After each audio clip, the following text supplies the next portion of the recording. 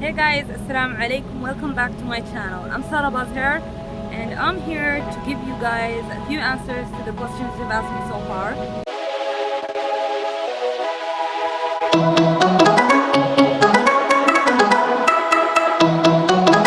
So if you've asked me a question I haven't replied yet, don't be discouraged because I usually wait until I have enough questions to answer. So, and pardon the noise, I'm outdoors here, there's a lot of noise, but I hope you guys can hear me clearly. So, I'm gonna start first of all by announcing my next coming video. If you follow me on Instagram, you already know that I'm about my upcoming video. If you don't, well then here it is. So, we had the Najah exhibition recently, and for those of you who don't know it, it's basically a yearly exhibition where all the universities in the UAE and all the education programs are basically gathered in one platform, and they are there to offer information and answers to all the questions you have. And basically I went there and I met with Sarah Bouazir, who's an instructor currently at Khalifa University. She's also done her bachelor's and her master's at the same university. So who better to ask? And I went there, I met her, we sat down and we talked about Khalifa University. Now this video is upcoming around the end of this week, and it's not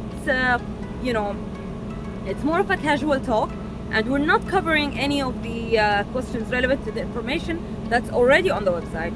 Here we talk in terms of experience, and basically just to give you some tips and highlights on what to focus and what to expect, and yeah, basically that's it, so stay tuned. Also guys, if you're not already following me on my Instagram account, please do so. It's unlocked.sarah. Alright? Very simple to find, and I'm trying to gather as many followers as possible because I usually share really good tips on my story over there as well. And for instance, today I shared a story where I spoke about workplace bullying. Previously I shared stories where I spoke about managing or balancing between your work life and your life outside of work, and so on. So I usually address such topics. Sometimes people would recommend me to address such topics, and I would cover them very briefly on the story of my Instagram account. So go ahead, follow me there, and let me know if there are any topics that you want me to cover briefly on my story, or if there are any topics that you want me to cover on my YouTube channel. Okay, now I'm going to the questions that I received on my YouTube channel, and some of them actually were asked me on my Instagram account. Okay, starting off, I want to start with the KGSP scholarship. I received at least 2 or 3 people already asked me about this, and I believe that all the information relevant to KGSP is already available on the website, which is the studyinkorea.go.kr. But other than that, what I can tell you from the students I knew at SNU, which is Seoul National University, they all seemed pretty happy with the scholarship.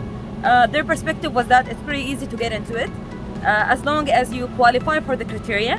And you may already know this if you've read about KGSP, is that you're required to do 1 year of language or provide level 5 or higher of TOPIK test, which is the Korean language proficiency test. So if you don't have the proficiency test, you can go for the 1 year language. And usually it's offered by the university or the institute where you're about to study.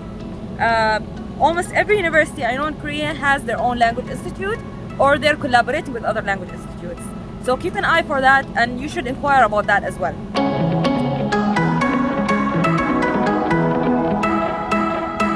Alright, one of the other questions that are regularly repeated by all of you is basically which are the departments or which are the majors that are most recommended if you're going to study in Korea. I think worldwide there are some programs that are the strongest, and I would say the same applies to Korea. And in my opinion, one of the strongest programs from what I've seen are probably the electrical and aerospace engineering.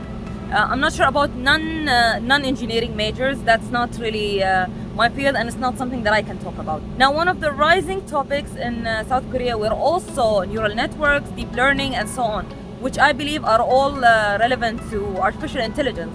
And if you know that even UAE is now rooting for artificial intelligence, we have even the new artificial intelligence university open and so on. But I received one question which was specifically asking me about the aerospace engineering, department at SNU. Now, I was not an aerospace engineer, but I do recall that there were a lot of foreign students in aerospace engineering and less in electrical engineering. In terms of foreign students, I have to say. And aerospace engineering is a strong department in Korea.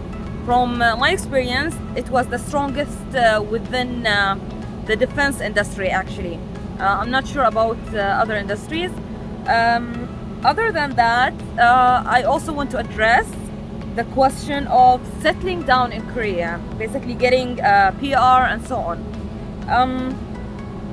I recall I've known a few people who actually lived in Korea for a while.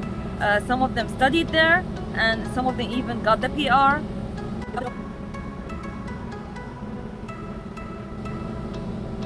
What you need to know is that the requirements to get the PR or the permanent residency in South Korea may change over time. So it's up to you to check the government website, pick up the phone, call, inquire. Keep inquiring, keep getting to know exactly what are the requirements. If you're aiming to settle down in Korea and get a PR, then you will have to at least have a few years of experience of either working or studying in Korea. And that's of course a given, and it's a requirement in almost every country if you want to get the PR. And I know actually someone who studied there, working there, and they also got the PR. So it is possible. You just need to really understand what the requirements are. Now, for those of you who contacted me regarding this and you're concerned about studying, working in South Korea, about settling down there and so on, and you were asking me about the lifestyle, about the people, about adjusting and about getting along and so on. I spoke a little about what the Muslim community was like for me when I was in Korea. I was there for over 2.5 years, almost 3 years, and I spoke about that already in one of the videos. But other than that, I wanted to sincerely talk to you guys about just living in Korea in general. And these are things that no one really will tell you. So listen carefully and keep in mind, I'm not trying to discourage you. I'm giving you a heads up, and I'm telling you, prepare your mind and prepare yourself psychologically for the following things. So as we all know, there's a negative and a positive side to everything. And that includes also studying, working, and living in South Korea. Now, if you're planning to go there, you need to understand that you are the minority as a foreigner.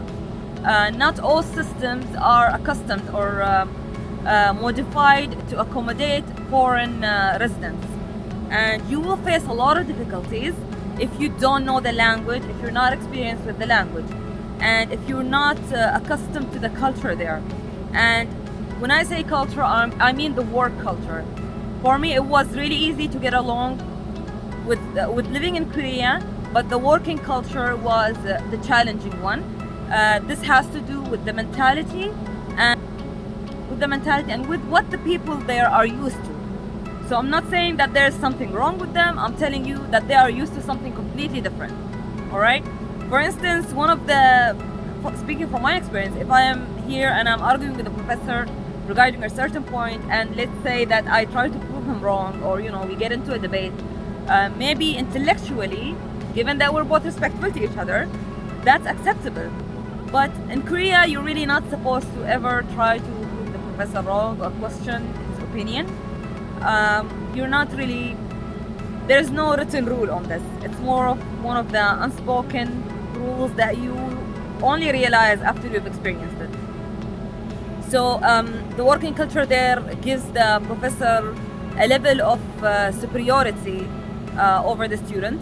And believe it or not, the Koreans are okay with it because, well, that's their culture, that's how it is, and they're okay with it. What you need to realize is that as a foreigner, you will always be limited. More than any other Korean student, you are the foreigner, you will be limited in many ways. And that includes the resources, that includes your salary, that includes many other things. And keep in mind that even if you're getting paid the same as your Korean colleague, then for them, they have their family support within the country, but you, on the other hand, may not have that. So for this, I really advise everyone who's going to study in Korea, don't go there unless you have secured a scholarship, unless you have secured a source of income so you can cover yourself and cover your expenses while studying and working there. Now, if you're someone who doesn't have experience of living or studying Korea, you have not experienced visiting Korea before, you have not stayed there for a couple of months to get introduced to the culture, to the people and so on, then don't think about settling down there yet. First of all, go there, give yourself the chance to experience the culture, give yourself the chance to experience living there, studying there, or working there. I myself actually was part of the Korean club when I was a bachelor student here at Khalifa University in the UAE. And then after that, I also was given the chance to do my internship in South Korea through the university. And all of that basically kind of prepared me for the next level thing, which is, you know, living there for almost 3 years, studying there, doing my master's, doing an on-job training, and so on. So I believe that's really the right way to go, is that when you're getting into a new culture, a new environment, first of all, give yourself a chance to experience it. Just settle your mind if really this is what you want or not. Alright guys, that's it for this video. I tried to keep it short there, but if you have more questions, please do ask me. I'll be more than happy to share my experience with you through my videos. And if you're asking me questions and I'm not answering, please don't get discouraged. Just leave your questions there in the comment section. Once I have enough questions gathered, I'm gonna be answering them in one video for sure.